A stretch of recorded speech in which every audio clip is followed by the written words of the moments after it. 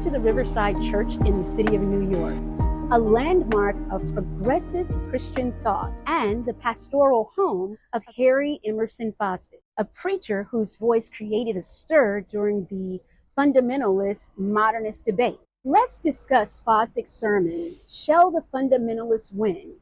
Specifically, its impact on religious thought, cultural reactions, and its legacy in American Protestantism.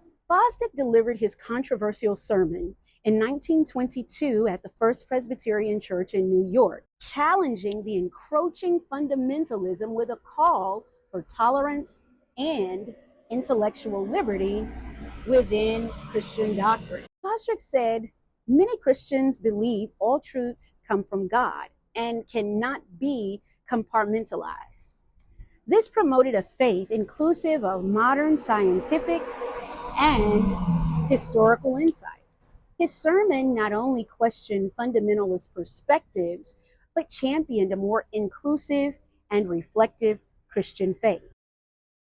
Fosdick's sermon set off a storm of responses, sharply dividing the cultural and theological landscape. G.W. McPherson emerged as a vocal critic, defending traditional doctrines in his sermon published in the New York Herald. He contended, "The modernist movement is not a sign of growth. It is a sign of decay and death in any church that entertains it." This illustrated the intense opposition to modernist interpretations of Scripture. McPherson's writings articulated a fundamentalist perspective that viewed modernism as a direct threat to the integrity of Christian faith. The repercussions of Fosdick's ideas extended far beyond his era.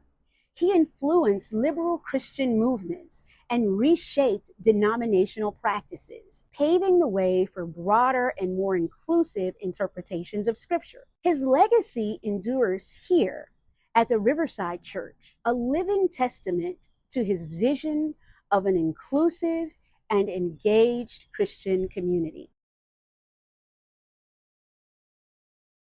Right now, I'm standing where Fosdick continued his powerful message, the vision for a progressive, inclusive Christianity that embraces change and champions diversity. This message remains as relevant today as it was in 1922.